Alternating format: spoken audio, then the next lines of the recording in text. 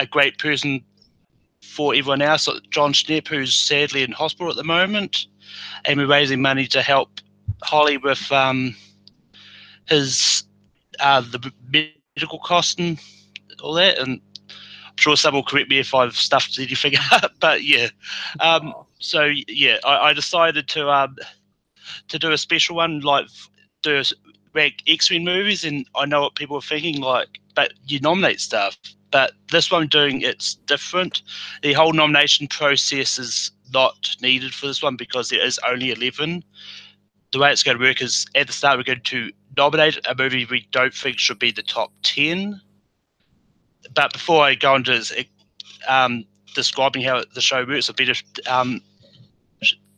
introduce my panel. Going to start off with our special guest we've got joining us today. We've got Schmodown legend Jay Washington joining us. Jay, how are you going? First of all, legend is the greatest thing I've ever heard. I'm an average black dude that competes. I just happen to get paid every 2 days. I go over there, but I'm glad to be here, man. When I was asked to do this for the reason to do it, I changed a lot of plans. I canceled some other things to make sure that I was here for this. Jon has been a great friend, a great supporter. He's been opening and welcoming to me, so I definitely want to do whatever I can to help raise the funds that both him and Holly need in this trying time. So thank you for having me. I'm glad to have you here. And we've also got a new person to the show, someone we haven't had before. We've got Patrick Campbell joining us. Pat, how are you going today? Hi, guys. I'm really, really happy to be here. Thank you for having me. I know we kind of talked about this behind the scenes to do this. For those who don't know, I do help out at the Schmodown from time to time. I'm friends with everyone here. Jay is like my big brother, and Jon Schnepp is someone that I've been very lucky to become friends with over the last few years. He means a lot to me, and I moved things around tonight too because I wanted to make sure that we can do this. I felt like we had a voice and a place to try to raise some money to help Holly and Jon during this time, and I just want to see him get better. I just want to see them get through this, and this is our way to help. So I'm really, really happy to be here. Guys, thank you. Yeah, and we've got a fellow Take 3 member and also a new person, first time on the show as well. We've got Matthew Kearns joining us today. Hi. I'm really excited. This is my first episode of Rankum, and this is a great one to be on. Jon Schnepp was the first person in the Clyverse that I ever met. I'm actually literally staring at, I can actually show you guys, I'm literally staring at a poster of The Death of Superman Lives What Happens when I met Jon. So, I was happy to come on and talk X-Men movies to help raise money for Jon and Holly right now. And we've got we've also got Chris Clark here. Chris, how are you going today? I'm doing fantastic. Malcolm, for as fantastic as you can be. Jon means a lot to all of us here on this panel, means a lot to everybody at Collider, means a lot to the fan community in general. Jon is a staple, a true gentle giant. I love Jon to death. Everybody loves Jon to death. And all I wish is that what we can do and what we can raise and what the GoFundMe can raise can help Jon. And that is why we are here. It's not because of X-Men. It's not because of comic book movies. It's not because we want to get on a hangout call and hang out.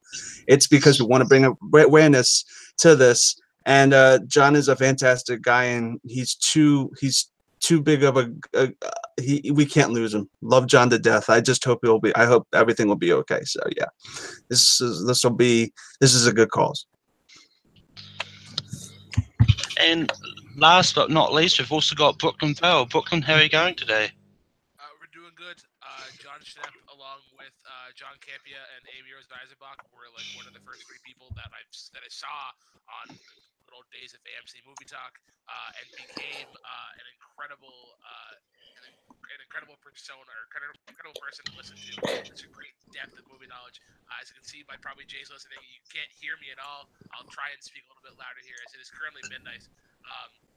But yeah, without Jon Schnepp, we don't get Collider Heroes, and we don't get that wealth of knowledge that he brings with his various panelists, like Robert Meyer Burnett, like Jay Washington, like John Roca, like the various amount of people that he has, and just a great wealth of knowledge. And it sucks to hear that he's in the hospital in critical condition. Hi, I just like to vote real quick that we allow Brooklyn to talk with nothing but a whiteboard, or sign language. Go down. Brooklyn, Sign- is there a way to like change your input to like your internal microphone? Oh, Yeah, probably. I can try that. I got an idea. Welcome to take 3. We probably should have done this before we started rolling, but It is all good. yep, that's the slogan of take 3. It's all good. Yeah. Okay, cool. Yeah. Brooklyn, we join. It's all good. Yep.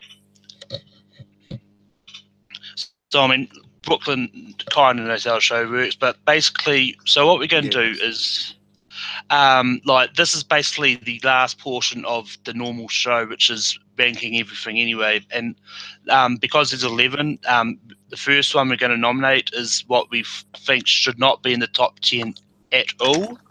So, yeah, so, and then after every time we sort of vote, we're going to talk about the movies as well, just so otherwise it's going to be a 10-minute show, and we want to make this a decent length for John. So Yeah. yeah.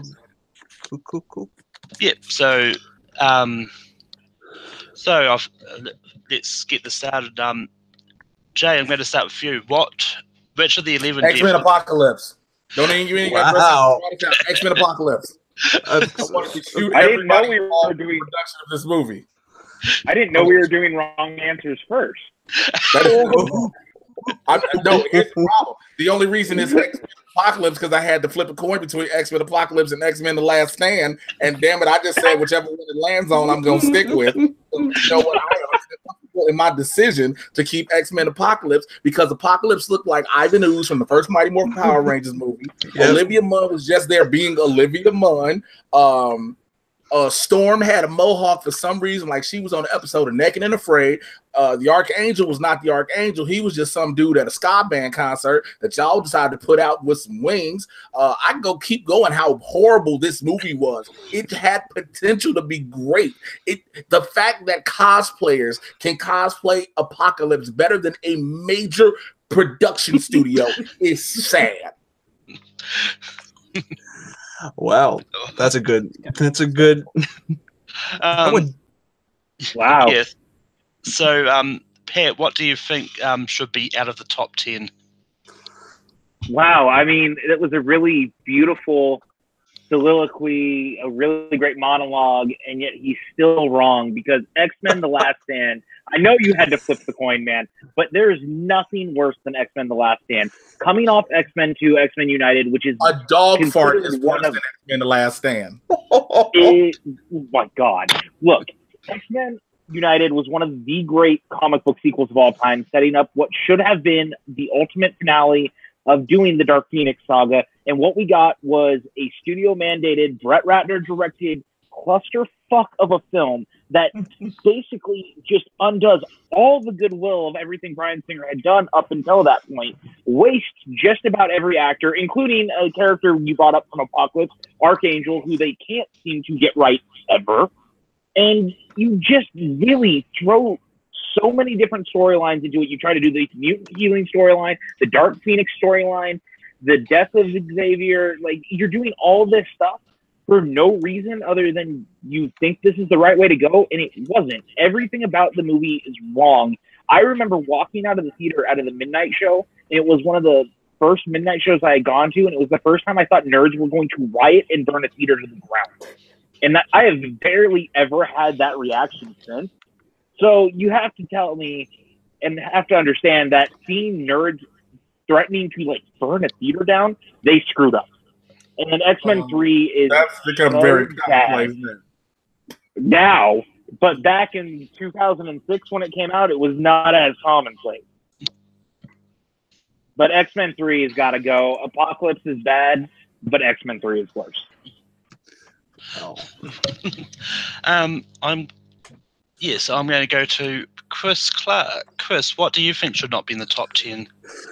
I echo every single thing that Pat says, but there's another piece of shit, and the other piece of shit is the shit that Jay said. So it's two sides of every coin. But the thing that I picked Last Stand before Apocalypse is because Last Stand followed up what I consider to be arguably one of the greatest comic book movies of all time.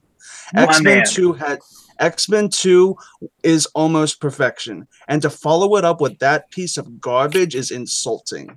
And The Last Stand has a lot of things wrong with it. It wastes the Juggernaut of all things, and it's just a disgrace and an embarrassment. So yeah, and it's just it didn't know where it wanted to go. It was a clusterfuck. I'm not saying that Apocalypse is any better. We'll get to that, but Last Stand is worse than the origin movie. It's worse than anything, and it gets the bottom for me just because of how disappointing it was to follow up such a gem, if that makes sense.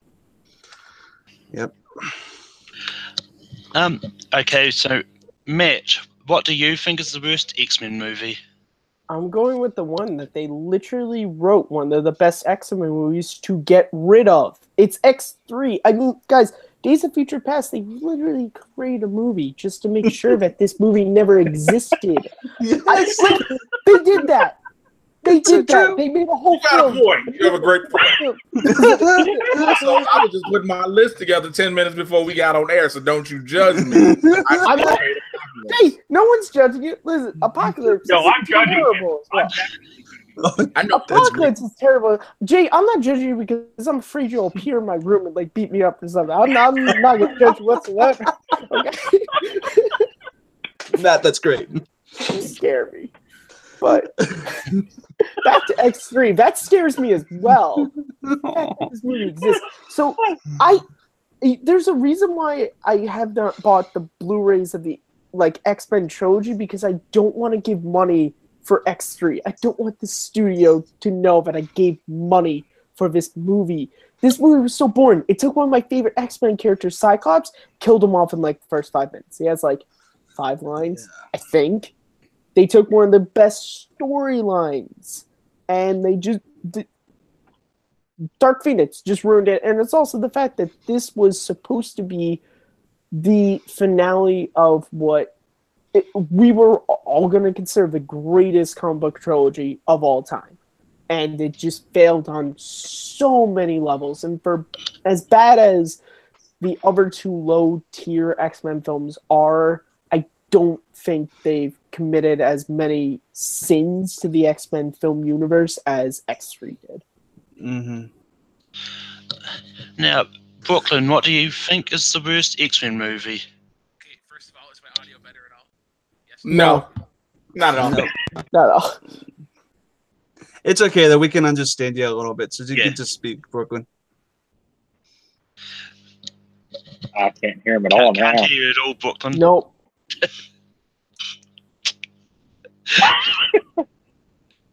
I'm gonna mouth what he's saying. He's going X-Men 3 is garbage. Jay is wrong.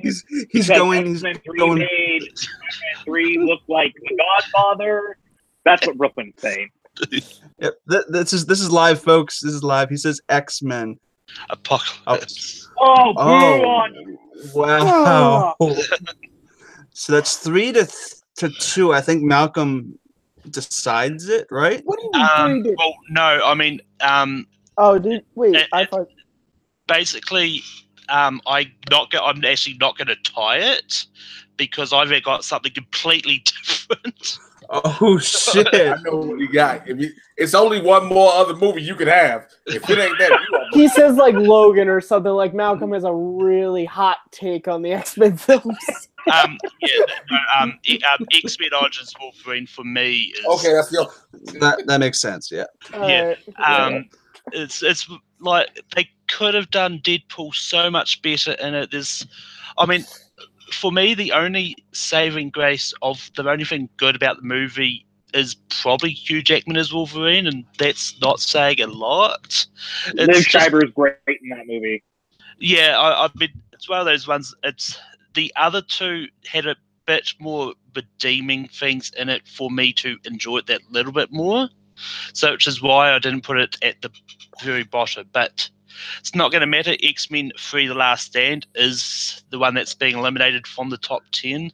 Wow, cool. That's a gem. And I was about to say the chat was lighting us on fire for not mentioning Origins whatsoever, which is hilarious.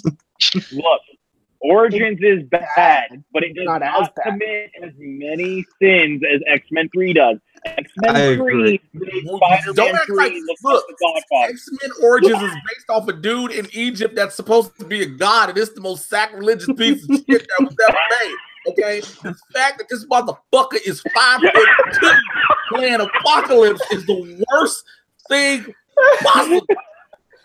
I just wanted to say that while we were streaming, Schnepp's GoFundMe reached from 20K to 21K. It went an extra 1,000. So that's awesome. Love it. That's awesome. Yeah. And see if I'm sorry, I still can't get over the last point Jay brought up. I'm sorry. right. So yeah, X-Men 3 is eliminated from our top 10, so we're on to actually voting for number 10. And I'm actually the next story. This is going to be interesting. I think Jay's going to keep on going for Apocalypse until it's. I mean, he's not. Yeah. So, Pat, what do you have as 10? Oh, it's got to be Apocalypse at this point. I mean, there's nothing worse at this point than Apocalypse. I think Jay said everything I wanted to say about it, and I wanted to love Apocalypse. Much like X-Men 3, we were coming off what is considered, in my opinion at least, and by many others, maybe the best X-Men film to date with Days of Future Past, which probably tells you where Days of Future Past will be on my list as we continue. But you followed that up with Apocalypse. Again, we have this great storyline set up. We are now free of everything we've set up, and you just kind of drop the ball. It's a little too ambitious. You don't really do anything with the characters. Why is Mystique the lead of the film when she's not really an X-Men? Like, this is an X-Men franchise, and they try so hard to get good actors to bring in with the young Cyclops, the young Jean, the young Nightcrawler, and it's great to see those characters, but you don't do anything with it. There's a lot of cool moments in the movie, but after everything we got with First Class and with Days of Future Past, it was just another stumble to try to make a great finale. Mm-hmm. I'm going to move on to Matt. Matt, what do you think is the 10th for spot? No, I agree with Jay and Pat. It's Apocalypse. It has one scene that I really like, which is the X-23 scene or the Wolverine scene, whatever you want to call it. That's it. Besides that, it just, as a huge fan of First Class and Days of Future Past, and I guess showing my age, I wasn't really old enough to really understand how bad X3 was when it first came out, but I understood how bad Apocalypse was and how disappointing it was to lose out on another great superhero trilogy. And the fact of things of like, okay, so Jennifer Lawrence was in the Hunger Games. Who cares? She was so bored in that movie that she didn't even want to wear the makeup. And it annoyed me because I'm like, for one character that you could easily recast, why didn't you? Like, and I love Oscar Isaac. He's great in other roles that are not Apocalypse. And even James McAvoy couldn't save that movie. But there's really, it's kind of halted the franchise.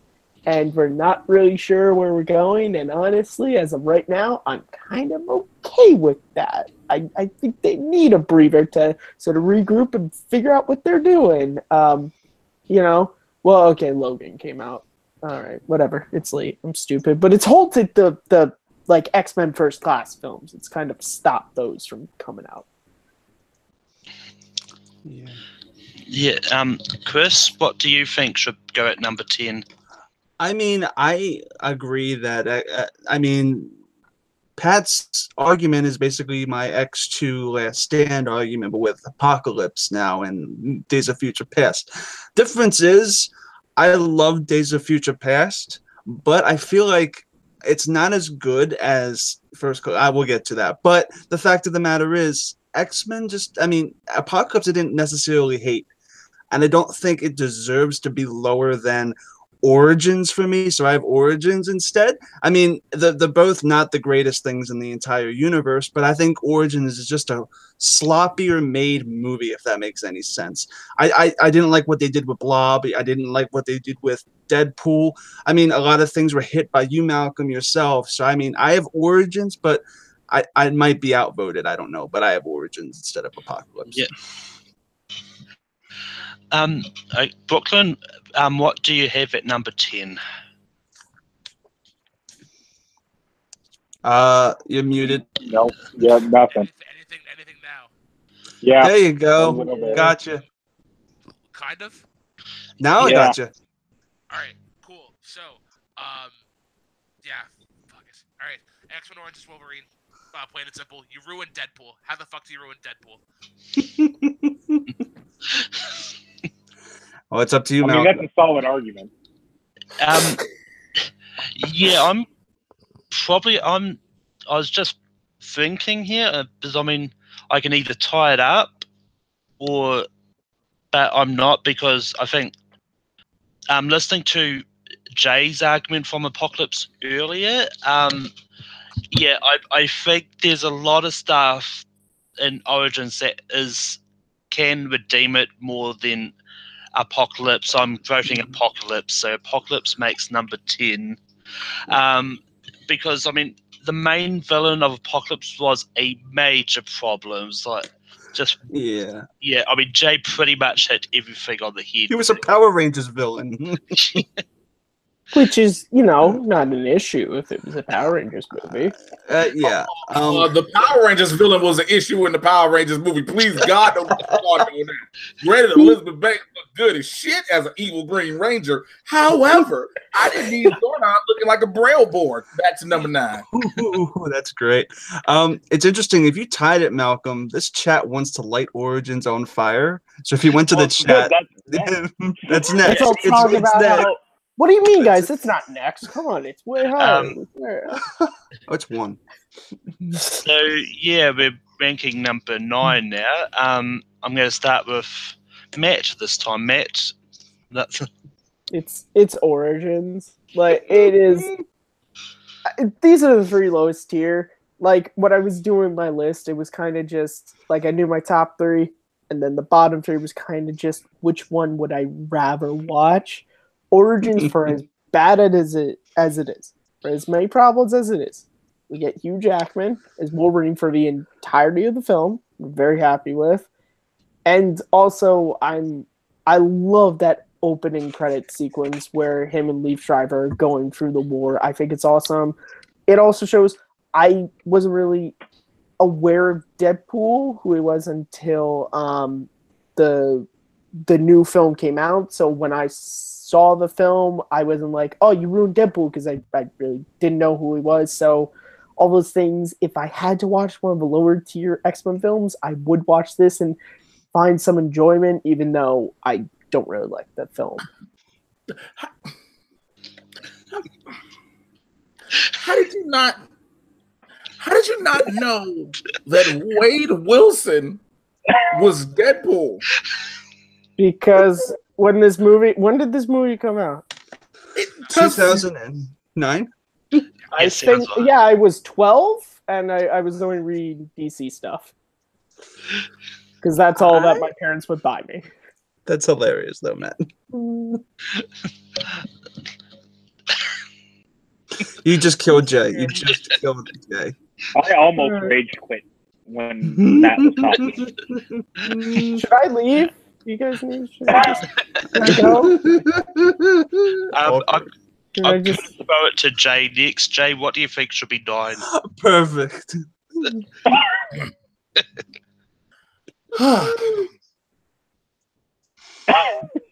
I'm gonna be calm while I do this, so the chat may understand my feelings upon this. Number 9, beyond a shadow of a doubt, is X-Men Origins Wolverine. Would you like to know why? Because why in the fuck did you put Will.i.am in a movie? That is the worst thing you could have did. Just as bad as sewing Ryan Reynolds' mouth shut. You had Will.i.am for no reason. Also, look, I know people say he didn't get a fair break, but Taylor Kitsch can suck a rabbit dick. There was no reason for him in this film either. So how far along do I go down the list? Oh yeah, walk until your feet bleed. I don't give a fuck about his bunions. I don't. Didn't care at all. Where do I go further? I have things. Agent Zero. Zero. Should never be allowed to act again in Hollywood, Bollywood, porn, indie films, music videos. Nothing. Nothing. Okay. So I would just like to say in closing, my number 9 film is X-Men Origins Wolverine. I love life. I just love life. I don't know how you're going to follow that up, Pat, but what do you have at number 9? Jesus Christ, Malcolm. So wow, I don't know how to follow that. Let's be honest. This movie's a train wreck. This is the movie where they decided that Wolverine was going to meet. His claws, by the way. The claws too horrible. Go ahead. Oh yeah, yeah. So let me get to that. They apparently decided that Wolverine needed to meet Ma and Pa Kent at the Kent farm, and he had CGI claws while he was there. I still don't know why that happened. They gave us Barakapool, and that didn't make any sense. And God, I love Liv Schreiber as Sabretooth. I love Hugh Jackman as Wolverine. But how could you take two of the most charismatic actors in the world and give them a movie that is so lifeless and so boring? The first 20 minutes actually are kind of good when it actually feels like it has some sort of hint of what it could do, and we actually see Wade being a mercenary and all these things. And then so quickly, Will.i.am is now the co-lead of the movie with Hugh Jackman. What were you guys thinking? They have so many different mutants for the sake of having it. You waste Gambit in his first film role, and Taylor Kitsch is a good Gambit, but you don't give him anything to do other than throw Wolverine out of an airplane? Like, I don't understand. What were you thinking? And Sabretooth had to try to kidnap Cyclops because they wanted to create Barakapool, because apparently Deadpool is going to be Cyclops with laser beam eyes. This whole movie doesn't make sense. Everything about it is bad, except at least it has the really, really pretty girl from John Carter. Wow. Yeah, and I mean, it's probably going to be unanimous, but just to be sure, I'm going to throw it to Brooklyn. Brooklyn, what do you have at 9? I mean, to kind of bring up a point that nobody's really talked about yet is that this was supposed to be a series that they're going to do, I believe, Magneto and a couple other people, but then they're like, nope, Wolverine, we're going to stop right here. But yeah, well, X-Men Origins Wolverine is the number 9. The movie's so bad that Brooklyn's mic had to pick up. How bad. That was beautiful, actually. Dear Diary, today I made James Washington squeal. Today was a good day. Can we not use that term ever again? Because that's from like a Deliverance reference. Yes, Mr. Washington. Chris, do you agree if you've got on Origins? I actually have 1999's X-Men. No, I have Origins. It really is. Like, Pat actually did say something interesting. I think the first part of the movie is actually kind of solid. I do think the first part has a lot of potential, but then it's Humpty Dumpty sat on a wall, Humpty Dumpty had a great fall, and then all the king's horses and all the king's men couldn't put Humpty together again. This movie is a piece of shit. It's garbage, but it's another man's trash is another man's treasure. I just hope that somebody can find some good in this piece of crap, but I don't. So yeah, Origins. Also, there was no X-Men movie in 1999. Oh, wait, was it? Oh, was that 2000? 2000. I'm thinking made in 1999, so it's okay. Yeah. Oh, come on. Yeah. And with that, X-Men Origins Wolverine is number 9. Awesome. There, chat, are you happy? You happy? We hate it. Kind of. Yeah. I hope the chat is happy with our decision that at least Origins is this low on the list. Sorry, you guys, that it wasn't lower. And while we were doing that, Schnepp's GoFundMe actually went up another $400, so to $21,483. That's awesome. Oh. Yeah. And yes, that is the Deadpool movies are counting in this list because they are part of the X-Men universe. Now on to number 8. I'm going to start with Brooklyn for number 8. All right. Number 8 is this is kind of biased because it's the one that I've watched. Like, it's one I haven't watched recently. That would be the first X-Men. I mean, when you think about the great films that are like X2, Days of Future Past, First Class, which I get to talk about later, Deadpool 2, X-Men, the first one, it's a good movie, but it's in the middle where it should be. Yeah, and I will actually take it next.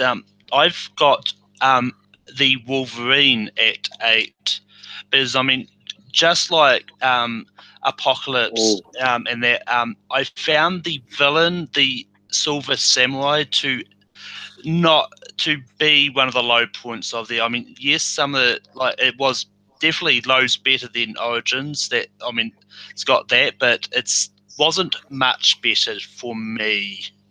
It's just one of those ones which, like, a lot of the acting that wasn't Hugh Jackman seemed to kind of be let down. And I mean, I haven't seen the director's cut version of it, so that's probably factoring into my thing as well. So I'm going to throw it over to Pat. Pat, what do you have at 8? Oh boy, those were fighting words because we're going to talk about that. But I'm actually with Brooklyn. I actually have X-Men next because X-Men is the movie that started all of this. But when you go back and see where it all began, it's a much smaller film. It's a great expanded episode of the animated series that we grew up with. And it gave us the cast. It gave us the world we're living in. And there's a lot of fun to be had with it. But at the same time, when you see the other movies that we've gotten in this series, it's hard to rank this any higher when you can see what the series can achieve versus what that film is. So X-Men sits right in the middle where it belongs. It's a great movie, but it's not as great as the things that came along after. Yeah, I'm going to throw it over to Jay next. Jay, what do you have at number 8? Good evening, gentlemen.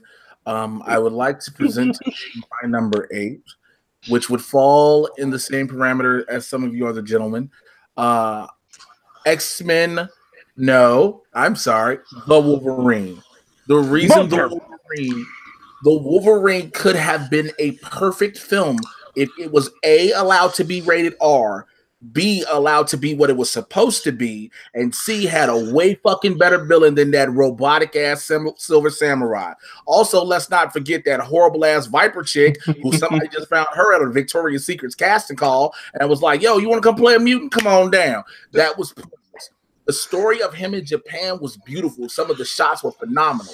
But when it comes to it, you know the Wolverine story in Japan, so you expected a whole lot more. And when you got that Silver Samurai, use two hands.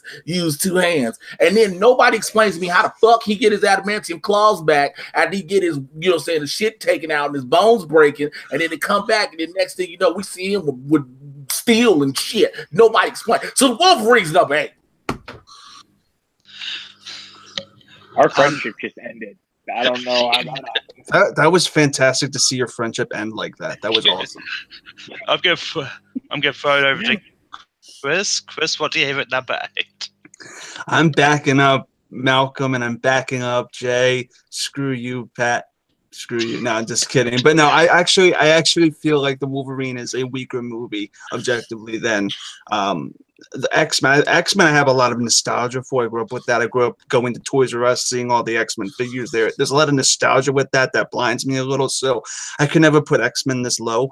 But the Wolverine Origins, I feel like it had a lot of potential to be what it was. And again, it's not a bad film by any stretch of the imagination.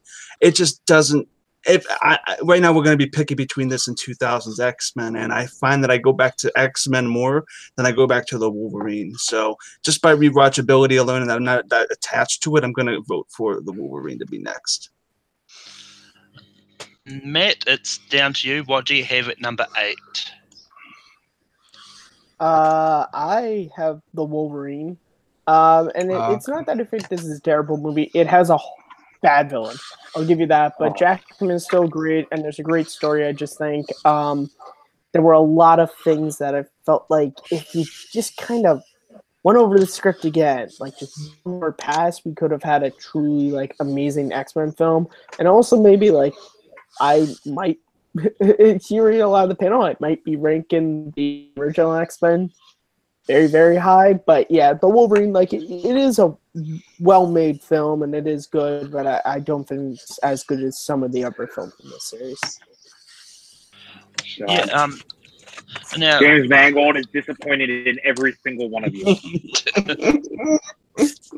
I mean, this is what gave Mangold the door. This is what opened the door for Mangold to do Logan. Don't get me wrong, but then you can see in the Wolverine a lot of Fox dipping its nose in this script. You know, hey, let's do this. The Silver Samurai is solely for toys. I don't think they can sell it, or they can, but I think they were trying to think if we finally make something like this, we can merchandise this. That is the only reason the Silver Samurai is that way. Don't worry, I'll talk about the Wolverine later in the show, and we'll have a different. And I'll talk to you guys about this. Also, I'm interested to see where it places in your list, Pat. Yeah. So I'll kick it off this time for number 7. For number 7, I've got the first X-Men.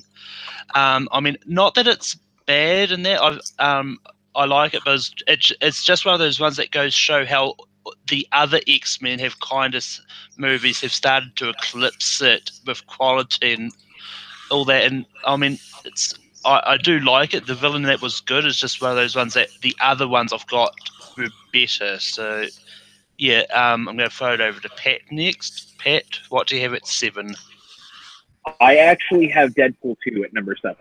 Deadpool 2 is a really, really good sequel to a really great film. I think it's got some of the best fun sequences that the series has, but I also think that when you look at it compared to the original Deadpool, when you look at it compared to Logan, you look at it compared to Days of Future Past, it just doesn't hold some of the same umph of those other movies. And I really love Ryan Reynolds as Deadpool. I really love that character. I really love the world. I just felt like there was times in the movie it lost focus. I think that there was a little too much going on. I'm actually very curious to see the director's cut when it comes out, because I'm very curious to see if the expandedness actually helps. Like I believe it helps both Days of Future Past and the Wolverine. So that's right now Deadpool sits where it sits with Deadpool 2. Matt, what do you have at number 7? I have Deadpool, the first one. I think this is a really great movie. Just for me, the comedy didn't work. I think the acting is, it's really good in the movie. It's just for me, it's a really well made movie. I know everyone's gonna tear me apart. I'm totally fine with that. It's just it is a comedy film, and comedy is subjective. But Jay, just go and rip me a new one. Just This is great. I'm going to throw it over to Jay now. Jay, what do you have at number 7? How dare you disrespect Deadpool like that? The film did not gave us a great film, and I understand that if you watch it linear, it is slower, but goddamn it, it's a good film. My number 7 on this list is 2000's X-Men. Okay, Interesting. The reason being is X-Men. The reason it's X-Men is, for what it is worth, it is a great film to set up. We've got our first on big screen versions of Professor Xavier and Magneto more than anything else. Yes, we got our Wolverine. Yes, we got our Storm. We got our Sabretooth, our Cyclops, Jean Grey, and more. But to see Professor Xavier Magneto stood out a lot because we didn't know that they would go realistic looking. Everybody was familiar with the cartoons with the big jacked up look that were translated over from the comic books. But to bring two people in a realistic setting was the greatest thing. And also that very first scene, that opening scene with Magneto in Auschwitz is one of the most magnificent scenes in cinema, to be quite honest. However, when you go back and look at it, the scene when they're outside the train station or the bank or whatever it is, you can see that they are literally just on a sound stage. It is so obvious. This is just a black drop, and we're gonna have cars just go up on the string, down on the string. Like, you saw all the flaws in it. And also, Toad was the worst thing possible. And Halle Berry's line, "What happens to a frog when it gets struck by lightning?" The same thing, everything. And I said this, and this God is my witness, and I'm sorry to anybody who I offend when I say this. When she said that line, I said, "Bitch, are you serious? Like, that's what they wrote for you? You couldn't ad-lib nothing else? You couldn't come up? You are Halle Berry, okay? We saw your titties in Swordfish. I think that was before. You are seriously gonna say what happens? Like, you can sit there and get somebody to write an extra line with you, okay? You about to have sex with Billy Bob Thornton in Monsters Ball. You gotta come up with some better shit than that." Thanks, Joss Whedon, for that line because it's so great, by the way. That's fantastic.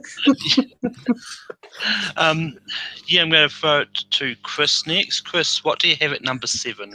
This is hard because it's actually a toss-up between Deadpool 2 and Logan. I'm probably going to go... Yeah, I have... yeah. What the fuck? Stay okay.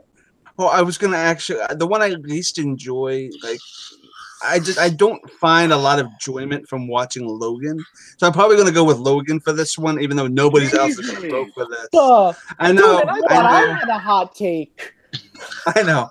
I find Logan very, very hard to like stomach when I watch it, and I don't find it as enjoyable to watch as I do when we just wait for Adority as the Deadpool films. I know. This is a really hot take. I'm so sorry, but it's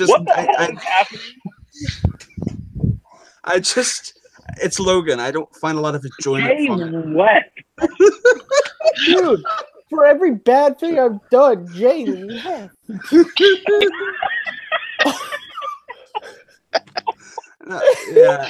Logan is just, I don't find a lot of enjoyment from Logan as I do from the other films, and that's why I sang Logan. Whoops. Why? Brooklyn, what do you have at number 7? So just to be sure, like what is the vote count here? I just want to get a grasp at what the consensus at the moment. X-Men 1 is at 2. Logan, Deadpool 2, and the first Deadpool all have 1 vote so far. Okay, so we have X-Men, a movie that I haven't seen in Deadpool 2. Deadpool, the only movie that my wife has seen multiple times, comic book movie-wise, and Logan, one of the greatest films ever made in comic books, or just not even comic books, westerns even. X-Men. I said it before, and I'll say it again. And I guess the point that I'll add to my argument is that how do you not debut X-Men without the fucking Beast? Why do we wait 3 films to get Beast? That's Hank a good McCoy point. is like one of the prime. Like, you think about X-Men, like, and there's such a philosophical kind of depth to them, and Beast is that prime philosophical, how he's sort of pacifist, and he's like, I'm not gonna fight you, but if I do have to fight you, I'm sorry. Pretty well done. So I mean that settles it. The first X-Men is at number 7. I cannot believe that X-Men is higher than the Wolverine right now. And I cannot believe Chris Stark just trying to get Logan at that spot. I tried. I'm probably not going to try it again because I would probably get crucified. Come on. It's my stance, but I'm not going to mention You it. motherfucker! How dare you! Sorry. My apologies. My apologies, Chris. We're gonna get to that when it's voted like number one, and I'm gonna have objections. So we'll have a little debate later. There's no debate. You're wrong, and you're in the corner. First of all, if anybody put Logan number one, it's probably a problem because there are two other movies potentially better than that. But that's not here nor there. That later. Yep.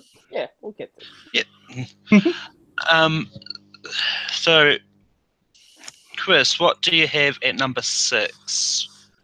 Well, I'm actually going to go off of and bounce off of Pat. I'm not going to say Logan because that's just going to be demolished, and it would be a waste of time. What I'm going to say is Deadpool 2. Deadpool 2, I felt like I've only seen it once in theaters. This is something I've only seen once. And when I have had many times to rewatch everything else, it's not a bad movie by any stretch of the imagination. I enjoyed it. I loved it. Problem is, I just don't have that familiarity with the rest of this list, and I don't think that's completely fair in my opinion. So Deadpool 2, just because of ignorance, I have only been able to process it once. I don't know if that's a lot of people's opinion. I mean, it was great. It was a great sequel, but I can't really say it's better than the masterpieces that are here. So I say Deadpool 2. Brooklyn, what do you have at 6? I am going to vote Deadpool 2 as well, only because this is one of the few movies that I have not seen, though it is the first comic book movie that my wife was like, hey, we need to go see this in theaters. But just due to work constraints, I haven't had a chance to see it. But I think Deadpool 2 is a fair spot for 6, considering the great films that are coming up next. Yeah. Jay, what do you have at number 6? My number 6 is pretty much going to be echoed pretty much by everybody else. Deadpool 2. I had to see it multiple times to make sure I was thinking the way I was thinking about it.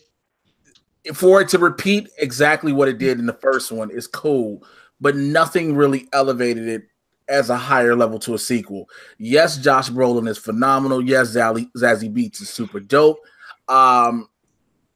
When you get the kid didn't do much for me.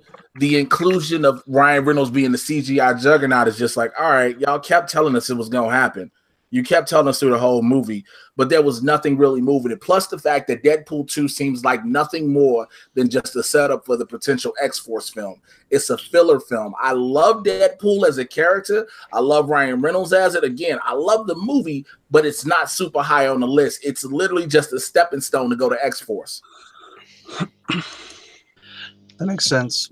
Yeah. Matt, what do you have at number 6? I'll just defer to everyone else and say Deadpool 2. That's all there is? I haven't seen it, so I'll just defer to what you guys have said, and from what I've heard from a lot of people in this community that I trust, it's good, but it's not, top 5 material. Yeah. That cements Deadpool 2 at 6. Pat, what would you have said? Well, considering I had it last at 7, mine is actually going to be Deadpool. It's only this low because everything else is. These last 6 movies are the most unique and most interesting in the series. But because Deadpool as a character, I don't have as much affection for him as Wolverine and Xavier and Magneto, it only ranks a little bit lower than the coming movies. But you have to love the original Deadpool. It's such a great movie. And I know that I'm deviating probably from people who have this in the top 5, and I understand why it's in the top 5, and it totally deserves its spot in the top 5. However, for me, this movie just sits right here. It's inventive, as fun as it is. It really only has the one big action sequence in the middle of the movie, which is the freeway scene. And as much as I love it, the other movies just ring truer to me. Yeah, I actually also had the first Deadpool at 6, but for me, I actually had Deadpool 2 higher on my list because I actually enjoyed it that little bit more. Because it's just like for Deadpool 2, it's just one of those ones which I thought the story was a lot better than the first one. The jokes worked a lot better, and I may be a little bit biased here, but I actually did like the kid, but that's only because he was from New Zealand anyway. So I mean, I'm a bit biased here, but for that one bit, but yeah. But Jay, what do you have at number 5? Number 5, after having Deadpool 2, this was where it got a little bit tough, where to put the rankings in order. For me, number 5 is X-Men First Class. The reason being, you reimagined the X-Men in an entirely different way. The beginning sequence, again, just like the original X-Men, showing us Magneto's origin, but going further in depth, bringing Kevin Bacon in as Sebastian Shaw, and then giving us Michael Fassbender as a young Magneto, James McAvoy as a young Professor Xavier, and to watch I was upset a bit to watch the coming together of the X-Men. I was upset a bit of the choice of X-Men they used, how they went with Havoc instead of Cyclops. Darwin was just to have a black dude there, because it was like, yo, we got a black mutant and we finna have him off in the worst way possible. It was the introduction of Jennifer Lawrence as Mystique. You know, you got a lot of different things, but it does not, when it comes to this top 5, it is not one, it can't break 5 for me. So it's X-Men First Class. And I'm going to float over to Brooklyn. Brooklyn, what do you have at number 5? All right, this is where the hate comes in the chat. X2 is number 5 for me. Oh, no. There are 4 better films than X2. X2 is a phenomenal film. What do you need? But yeah, there are things that I love in the other 4 films that I think are better.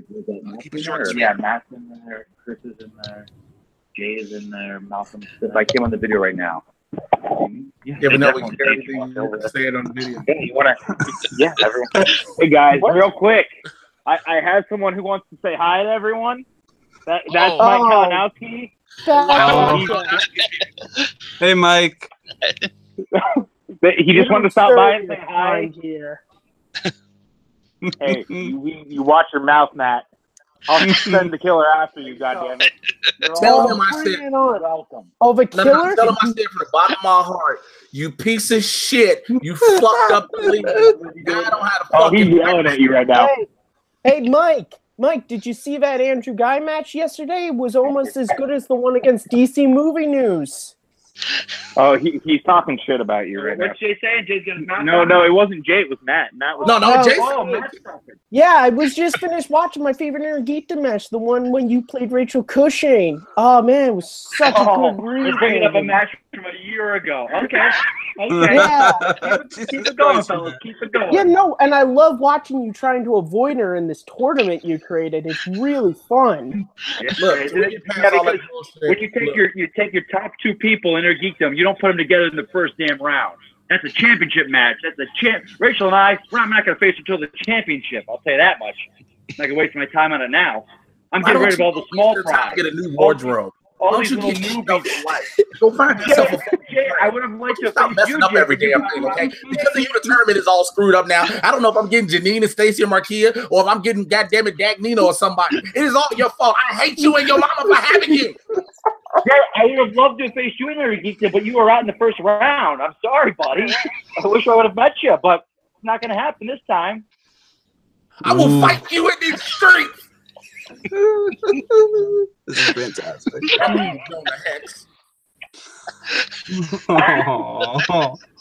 Dear Mike. I can't believe I used to root for you.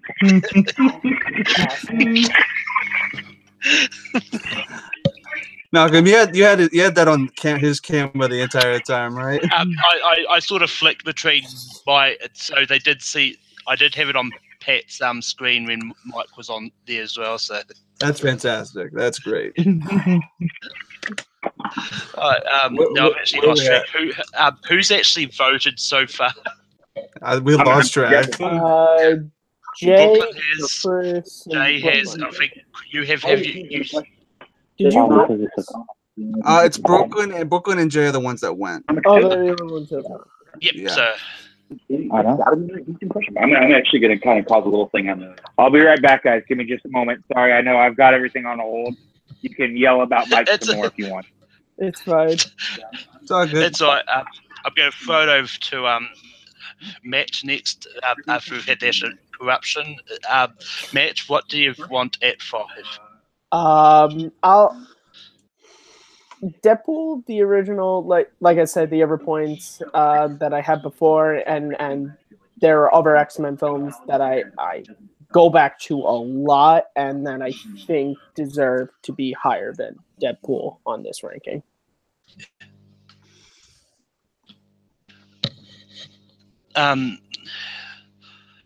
So, Chris, what do you want at 5?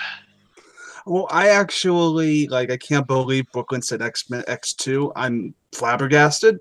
I actually am. Sorry, wait. You're flabbergasted that he put X2 at 5? We'll get to that. I actually was about to say this, but I'm gonna be lit again. So I'm gonna say Deadpool. I'm gonna agree with Deadpool. Deadpool is a funny movie. It's great. It has a lot of great atmosphere. Ryan Reynolds is amazing. The entire thing is so absurd and so risky, and it really changed the way that we make comic book movies. Because was this the first R movie, or was it Logan? Was this the first R comic book movie? Yeah, Deadpool was. Yeah, Deadpool. Blade? No, Blade was 13. I know, but I mean, it's because of the success. Not marketed as a comic book movie. Blade was marketed as an action horror film. Yeah, it was, and this is the first really big hit R comic book movie, and I feel like since it did that, it edges out Logan for me, but Logan is next. But yeah, Deadpool is my choice. I like First Class too much. Yeah, I've also got Deadpool at 5 for me. I enjoyed it. And as I said, I had Deadpool 2 higher than anyway, but it's already 6, so had to sort of go with my next higher lowest in there. But yeah, I mean, it's just one of those ones it was an origin story per se, and it was just the marketing is one of the reasons which made it really great as well. Is when you had all the advertisements and stuff and all that, just so incredible. Once Pat gets back, I'll see what he thinks about Deadpool, but I'll move on to 4 so we're not wasting any time sort of rating. He'll be back soon. Yeah. Matt, what do you have it for? I have X-Men Days of Future Past. I think this is a really great X-Men movie. I just like First Class a little bit more. And X2 and Logan. That's literally the only reason why it's at number 4 for me. It's just because I like the other 3 remaining just a little bit more. But this is a brilliant movie. The road cut is better than the theatrical. But yeah, it just comes down to simply just the other 3 I like. Man, I walked back in to hear Matt wrong again. That's perfection. I'm not the one hanging out with Kalinowski, so I'm not talking about it all. What can I say? So, Pat, Deadpool ended up at 5. What did you think about that, and what do you have it for? So I kind of told you guys, I kind of had a feeling that's where it would be in the top 5. It deserves its top 5 spot. My number 5, just so that I can say it now, would have actually been First Class. That's where I would have put it, and I feel like what's the rankings right now, just so I can. It's in the chat, but it is 11 is Last Stand, 10 is Apocalypse, 9 is Origins, 8 is right now of the number 4. Who voted for what? Oh, okay. I don't. I'm the only one who's gone, and I said Days of Future Past. Okay, so my number 4 of all things is actually the Wolverine, which you guys ranked super, super duper low. And for me, I understand the complaints about the third act, but the thing about the Wolverine is everything leading up to that third act, especially with the director's cut, is the Wolverine movie. For a long time, I had waited to see. You really got Jackman doing the first full solo outing of a Wolverine where we saw that primal rage. We saw what that character could be. That opening scene where he's out in the forest and the hunters kill the bear and then he goes after the hunters with the poison arrow. That is one of the best scenes in any of the X-Men movies. It's followed up by a lot of really great stuff throughout. Yes, the third act with the mecha version of that character was garbage, but everything else leading up to it, that subway fight when he's on top of the train is one of the dopest action scenes put in any comic book film. Those fight scenes with the ninjas in the director's cut is one of the coolest things ever. There's a noir quality to that movie that makes it strong. You have Jackman giving a really, really fantastic performance, and the way it paves the way for what Logan ultimately becomes, and the ending of Logan specifically, is the reason that Wolverine ranks so high for me, because the little things that Mangold puts in that movie throughout that become paid off later in Logan makes this movie so much more than people give it credit for, and I really think people need to go back and watch it. Can I real quick just jump in and interject on that what Pat said for a reason? Hold on, let me close these things. Here's the problem with here's my problem with what you said. Everything you said about that film is predicated on director's cut.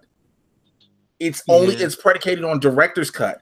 So in order for it, I would think that all these films should be just go basic theatrical release, because if you go on the basic theatrical release, then the Wolverine is lower.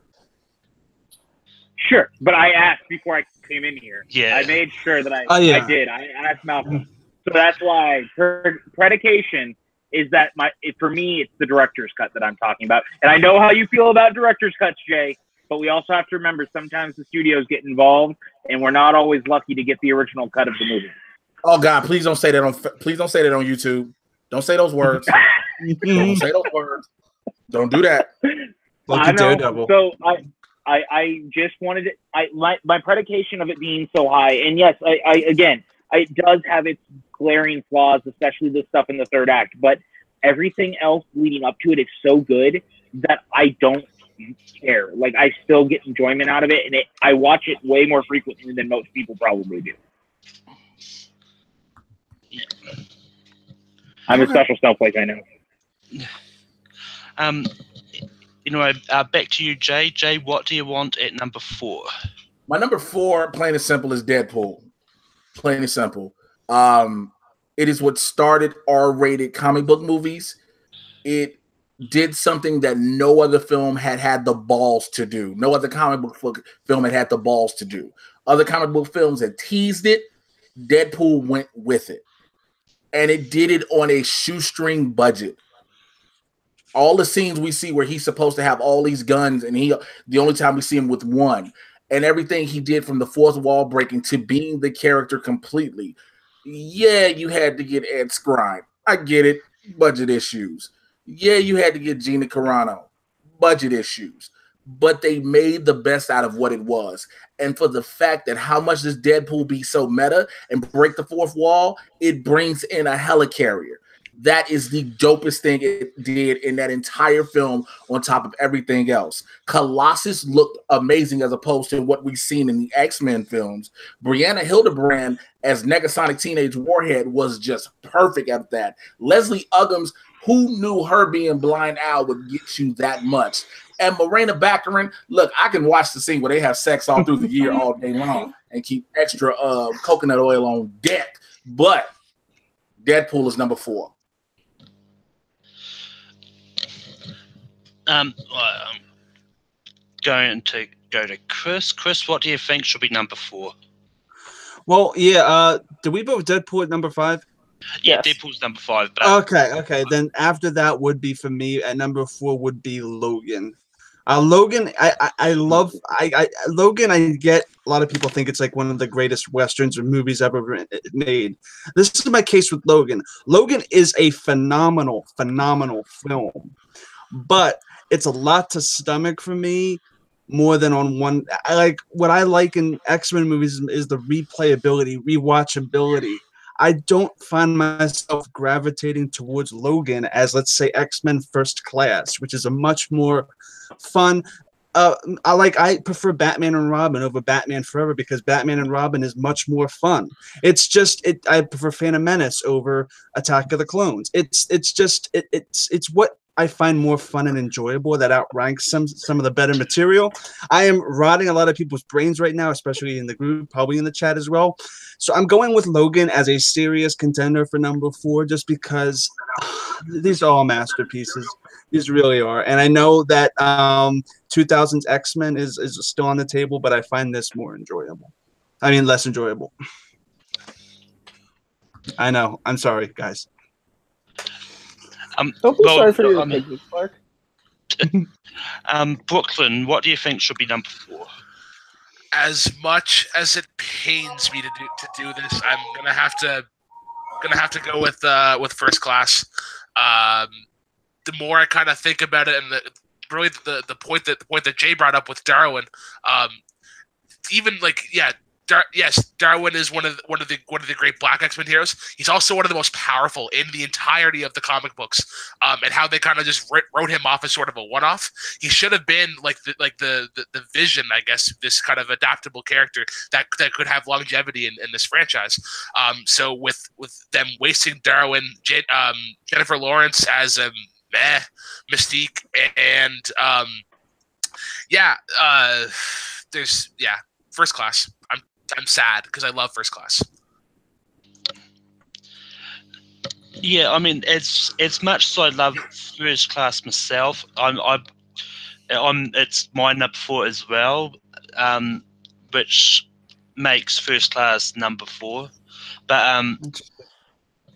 yeah, it's like what Brooklyn and Matt said. It's just it's good. It's just one of those ones which. You mean Jay?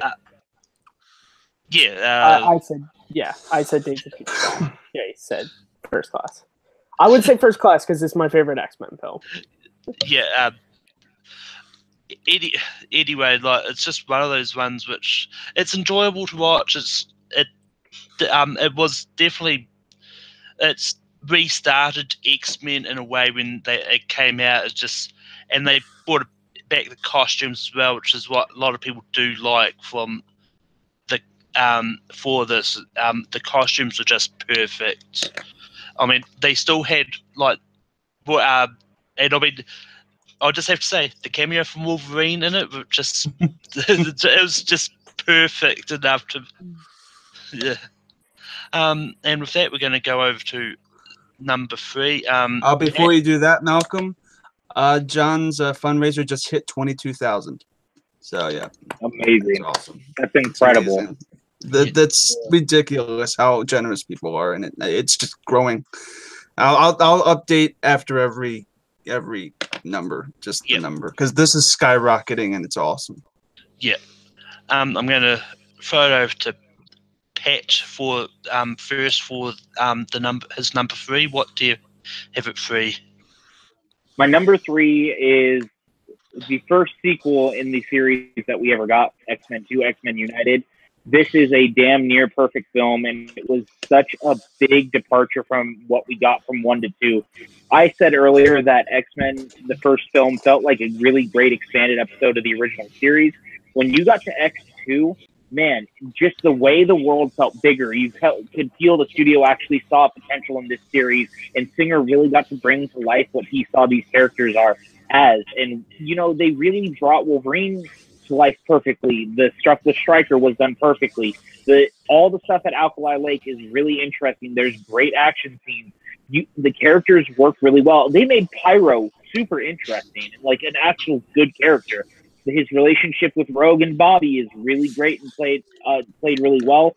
And of course, you can't forget about the mansion scene. Like that first mansion scene when all those people break in and Wolverine goes full berserk for the first time in any movie. There's nothing like it, and it still holds up even all these years later. It's crazy to think that movie is going to be damn near 20 years old soon, and it's so good, you guys. Like, what a great movie! Excuse me.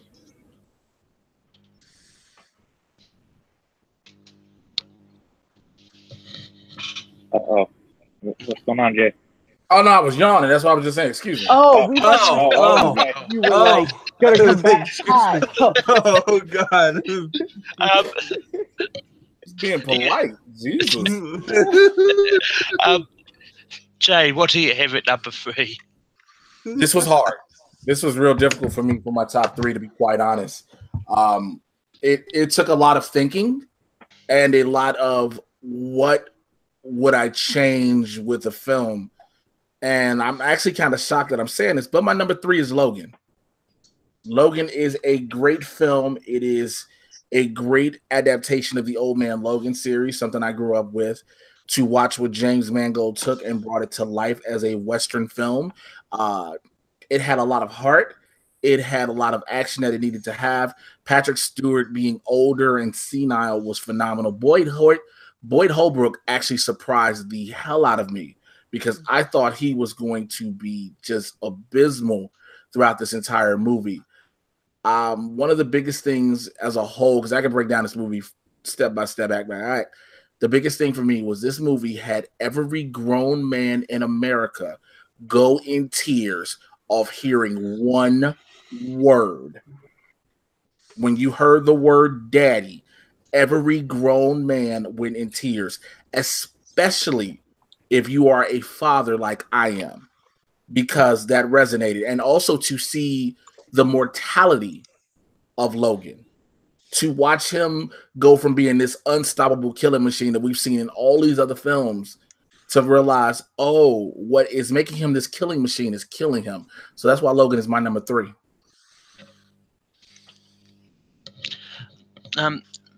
Matt, what do you have at your number 3? My number 3 is X2. I think this is a fantastic movie. Like Pat said, the mansion scene is awesome. The battle at Alclare Lake. Let's not forget one of my favorite comic book movie villains of all time, William Stryker, who is he opens up sort of this world for Logan, and it's also the first time in the series that we get those flashbacks to Logan's backstory.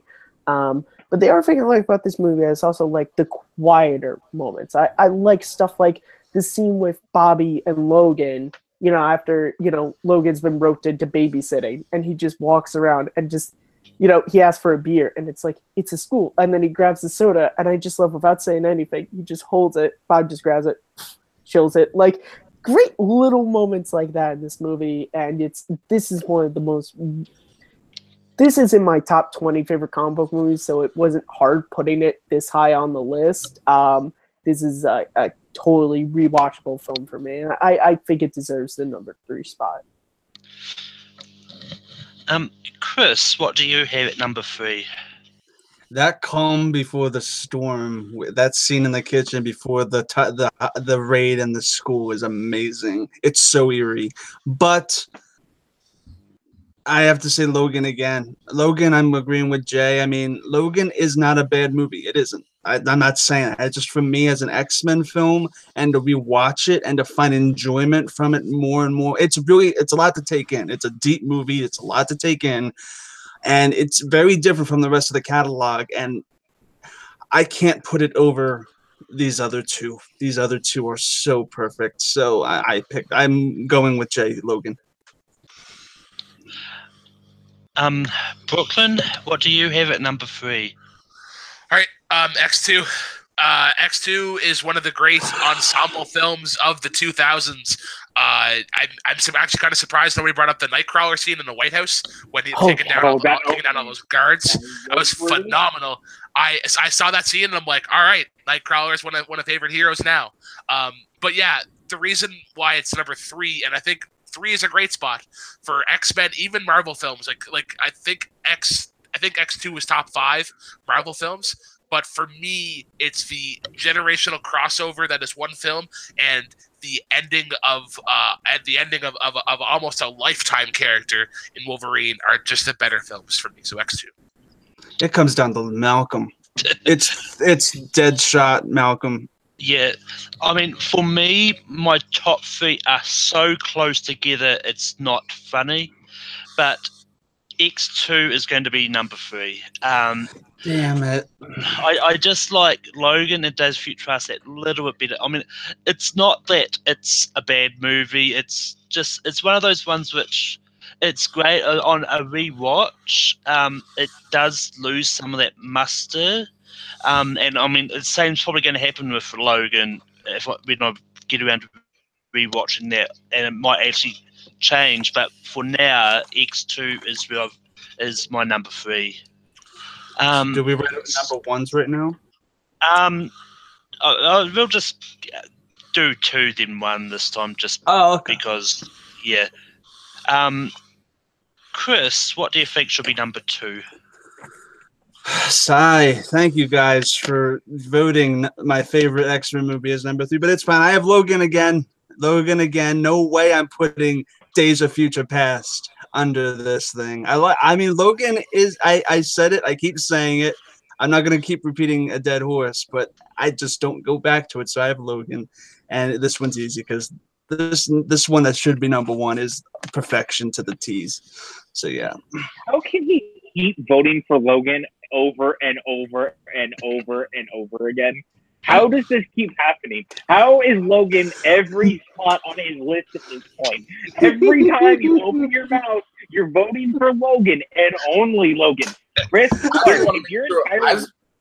I agree with Patrick because I just wanted to make sure I wasn't doing drugs and drinking too much because I thought I was high as fuck when I was like, didn't he just say Logan? I thought I was out here like.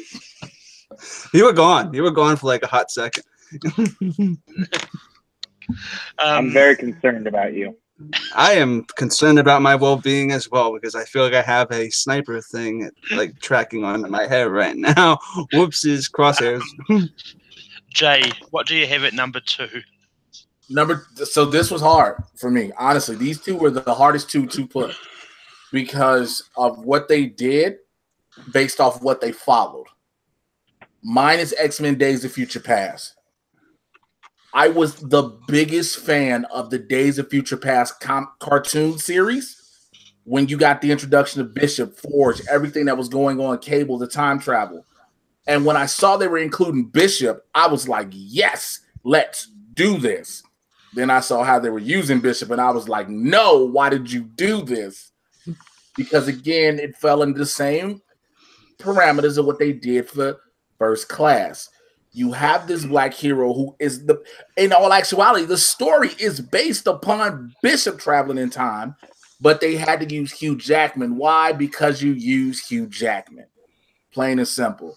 I love this movie for what it did, how it was showing the synchronicity of what was going on in the past that was what was going on in the future. And then to get the reset of everything, it was like, yo, y'all remember what happened to X-Men Last Stand? We sorry. That shit didn't happen no more, okay? Everybody's back alive.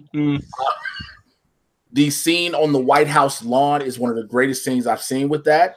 Mystique in the round table with the generals and Bolivar Trask is phenomenal. So there's so much about this. Wolverine, Hugh Jackman eating chicken and broccoli for 6.5 months for one scene was what made this movie number 2 for me. I'm going to flick it over to Brooklyn. Wait, have you gone, Brooklyn? No, I don't think so. What do you think should be number 2? I think Days of Future Past should be number 2. And here's kind of why.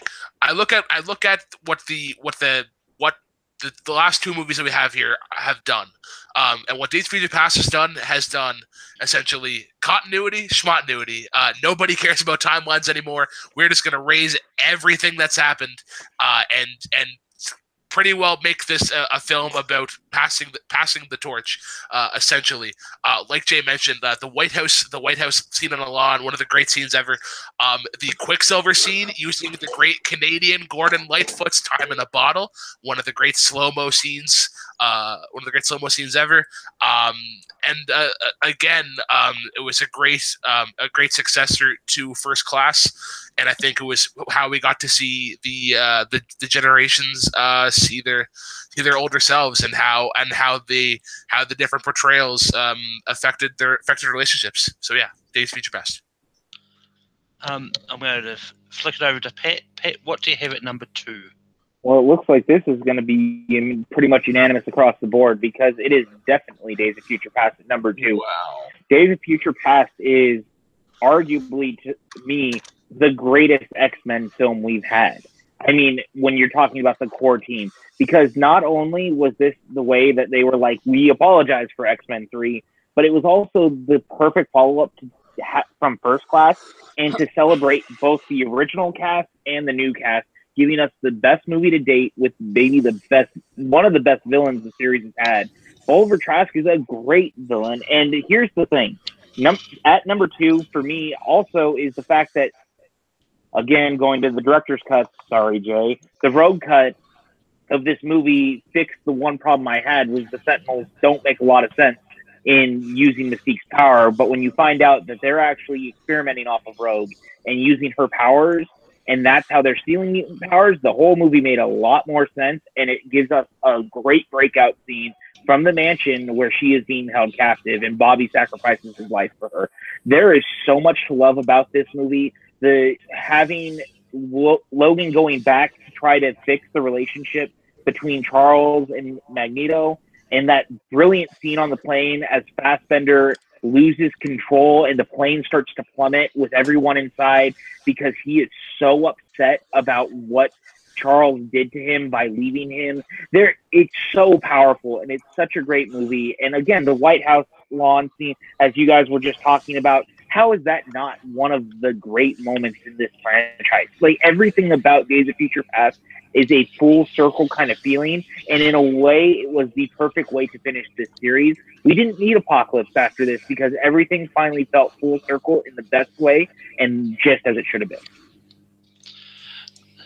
Yeah, I mean, for me, I actually had Logan and number 2, but I'll talk about that next. But yeah, I mean, Days of Future Past, I had it at number 1 because it's one of those ones like it melded both the past of the versions of the X-Men and the present day versions perfectly. It's just, and even the past timeline worked so well, and just one of those ones that just was perfect, and it's just really good. And I mean, that scene with both versions of Professor X talking to each other is just one of those ones that that everyone wanted to happen, but no one knew how they could have done it if they could, and they made it work somewhat seamlessly. But yeah, Matt, Days of Future Past just got number 2. Would you have gone that way with it? Yes, I would have. I apologize, guys. Of course, on a night like this, my internet decides to die. Technology is great. Yeah, I would have.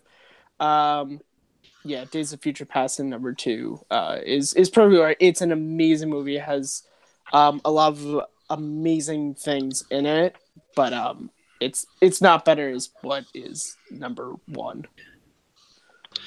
Yeah, and that makes Logan our number 1 X-Men movie, and for me, it's like everything that Jay said about it. Is like it's perfect. It wraps up Wolverine's story to a T, and the emotion at the end of it.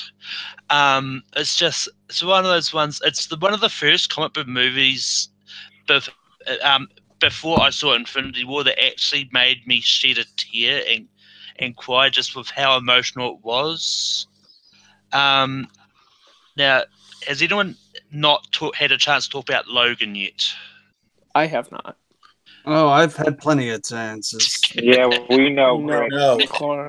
I'll go to Patrick first. Patrick, what do you think about Logan?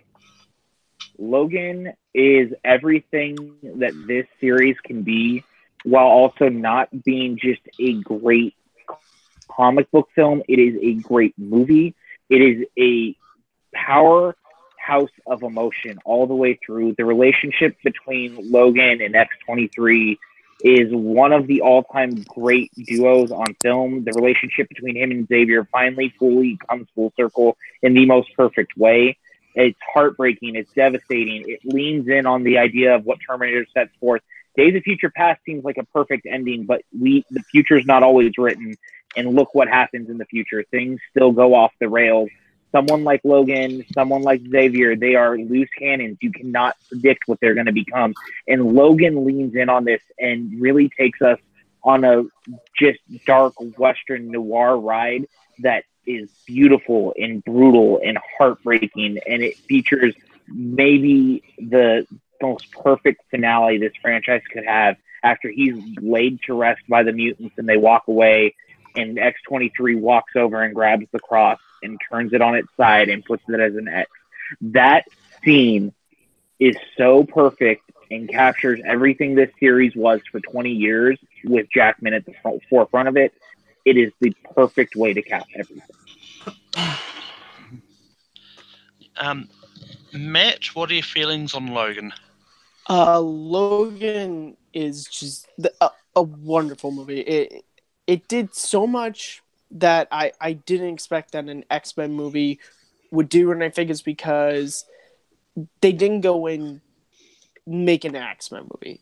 They went in to make an amazing Western, amazing movie. Like, they weren't stuck to, well, we have to do stuff in the X-Men universe. They went beyond. They set it in the future. I love, like what Pat said, Days of Future Past, think, oh, it's all happy, everyone's back, and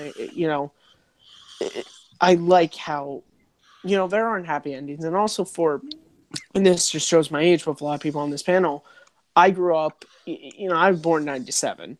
So I grew up in the early 2000s. I grew up with the X-Men movies and Hugh Jackman, Wolverine. Like, he was a hero. He was a man's man. And to see the journey he goes on in this movie is really humbling. And that last scene, that is one of my favorite fights in a movie ever. The Battle of X-24. Of course, Daddy, I think, because I love the fact that he knows this is his last fight, but he's not afraid of it. And I think that's such a powerful thing to watch a hero like Logan, to have gone on the journey he's been on since the first X movie, to get to this final fight and to not be afraid that it's all done. And Patrick Stewart just was so... We all know Patrick Stewart is an amazing actor, but what he did with the character of Xavier in this just...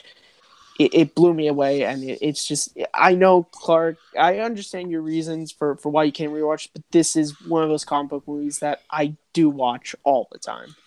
And can I just jump off of what Matt said real quick, too? That whole thing with X-24, it was such a brilliant way to bring Logan's story full circle, because he always thought the thing that would kill him was him. And it may be on the nose, but he is the thing that kills himself in the end.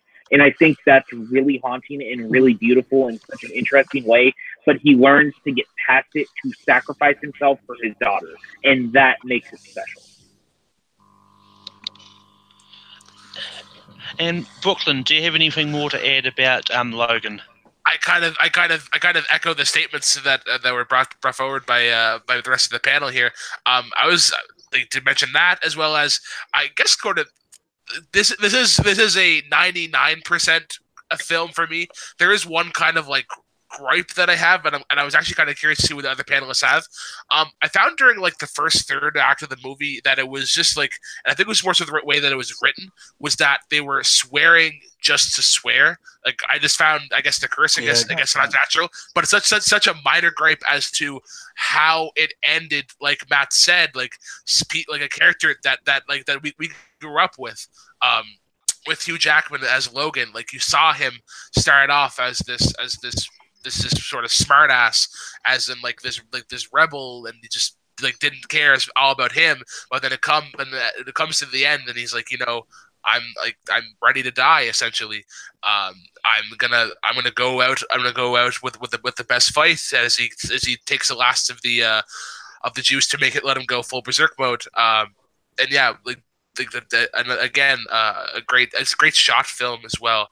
But yeah, there's nothing much else I can really add that hasn't already been said. Yeah. To just jump off of that point as well, just looking at the character arc from the first movie, Logan in the first X movie cared about only himself.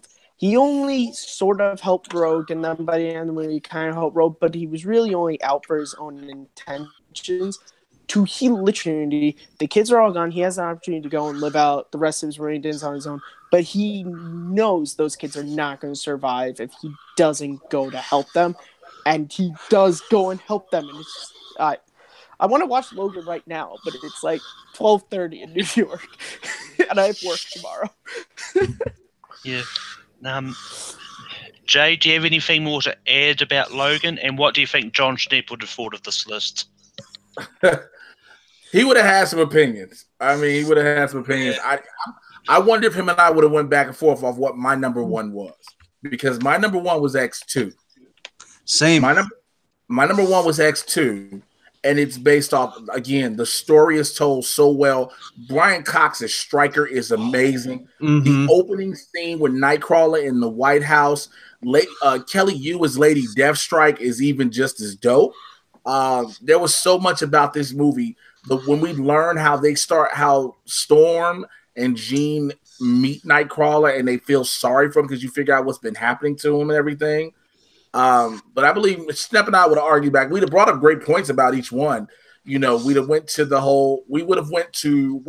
if we have a discussion tomorrow or whatever, we'll go into the whole, well, how does this compare to comic book lore? If that makes sense. You know, we'll be like, well, where does this play in the comic books compared to now? Where do we want to see it go? What don't we want to see? Things like that. And I know him and I do that a lot in different movies. And then we somehow, some way will bring this up in comparison to the DCFU. And then we just don't know where the tangent will go off from there. Yeah, and I mean, it's one of those, and yeah, so I mean, that's our list of X-Men movies. I just hope we eventually get to see Dark Phoenix and New Mutants if they ever get released and finished. It will be going to primarily, if it does not, I don't think it's going to ever come out. I think it's going to Disney streaming platform. You think so? Yeah. If that deal goes through, New Mutants is going to the platform because New Mutants keep getting pushed back. Yeah. It's weird. Before just a final tally, the GoFundMe has raised $22,364 out of 50,000. That is their goal. I hope that this can be reached very soon. This has only been up for one day, and they've already raised over $22,000. So that is amazing. Hoping everything is good with Schnepp. And I just want to say, you guys, like, here's the thing about all of this. Like, we're here having a good time, and we're having like hanging out, and we're ranking the X-Men movies, and we're having a good time. But really, this is a really tough situation. A really great friend of a lot of us on this panel is in the hospital. He is fighting for his life. Any little bit of money you have helps. It doesn't matter if you need a Starbucks this week. Put that $5 aside. You can give it to Holly and John to try to help them with the cost moving forward.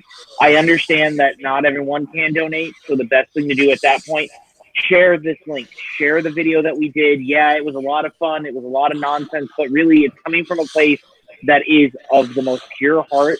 These guys helped me get through a lot over the last month and a half with what had happened with my dog.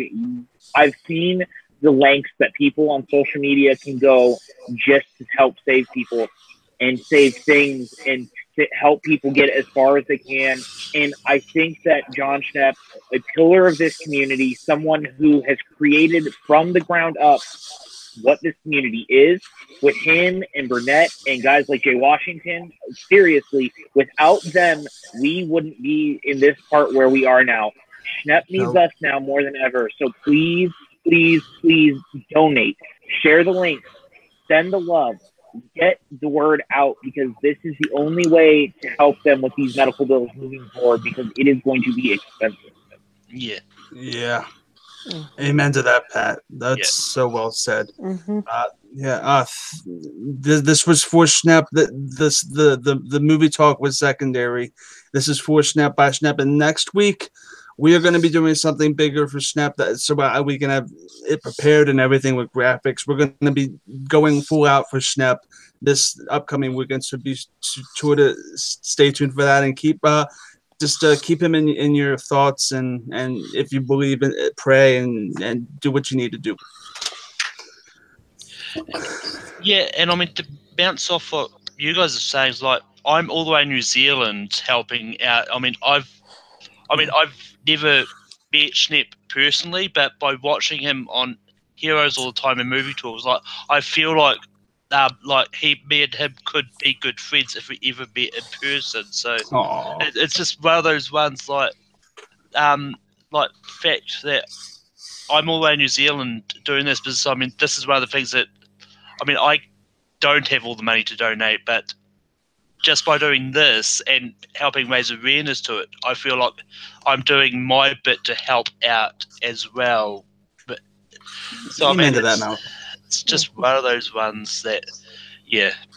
But anyway, to recap, our final list we've got is at number 10, X-Men Apocalypse. At number 9, X-Men Origins Wolverine. At number 8, The Wolverine. At number 7, the original X-Men. At number 6 is Deadpool 2. At number 5 is Deadpool. At number 4, we've got X-Men First Class. At number 3, we've got X2. And at number 2, we've got Days of Future Past. And at number 1, our number 1 X-Men movie is Logan. That's our list. I'm going to start with our special guest, Jay. Where can people find you online? Thank you guys for doing this. As somebody who's become a new friend of Schnepp's, man, and has hung with him, it's very much appreciated. Please, as Patrick said, donate. Do what you can. If you can't donate, spread the word. Please get the word out. This is a very serious situation. As somebody who has gone through one himself, please spread the word. Please, please, please. As always, you can find me on Twitter, Instagram at Mr. J Washington. That's MRJAY Washington. You already know how that goes. Check out my YouTube channel. Please follow me and subscribe on YouTube. I'm trying to do some new things. YouTube.com/JAY Washington 80. And join the Supervillain Squad on my Patreon, man. If y'all want me to keep doing stuff that's watching this, I'm going to really need you to subscribe to the Patreon. If not, it's going to be a bounce out. Bye-bye, Jay. Let's just keep it real, okay? So donate to the Patreon. It's only $5. That's it. I'm not going any higher. You can give $1, but $5 at the most. That's it. Stay tuned for a new podcast I'm dropping. I understand I'm letting people know Trusty Sidekick is no more, but I got something new coming up. It's pretty much under the same vein, just doing something different on my own. So stay tuned with all that. It's awesome. And Pat, where can people find you online? You guys can find me on Twitter at PJ_Campbell or at Facebook at Patrick Campbell _PJ. You'll see me on the Movie Trivia Schmodown page where I'm trying to keep, some sort of semblance of sanity. You can find me here at Take 3 doing my stuff, and hopefully, as Jay was saying, he's hinting at doing some new stuff. I'm hoping to be involved with him in some sort of way. I'm really excited about that he's asked me to help. And I'm also going to be doing a new podcast with Frank Janish, as you guys know from the Schmodown Rundown, called Something Rotten. We are going to be doing a podcast where we only talk about movies that are rotten on Rotten Tomatoes and giving them some love. So we're really looking forward to that. Matt, where can people find you online? You guys, as always, can find me at Kearns_Matthew on Twitter, MattMovies611 on YouTube. You can also find me hosting Second Look, a show that sounds very, very similar to what Pat and Frank are doing, where I tend to talk about movies that people don't like. And but yeah, no, actually, but yeah, we focus on. I just find it funny because Armageddon is rotten. So if you need a guest for Armageddon, I'm your man, Pat. And also, me and Chris Clark at some point this month, when our schedules line up, we're gonna do an episode of Batman Mask of the Phantasm. And also next month, I'm doing The Karate Kid for a guest to be on to discuss the film. So if you're interested, email me at MatthewJKearns5 on Gmail and tell me why you should be the guest. But besides that, you can also find me. I'm everywhere on Take 3. Everywhere. Brooklyn, where can people find you online? You can find me right here on Take 3 Productions, running the Late Night with Take 3 podcast. Goes live every Friday night usually. We had to skip this week just due to work.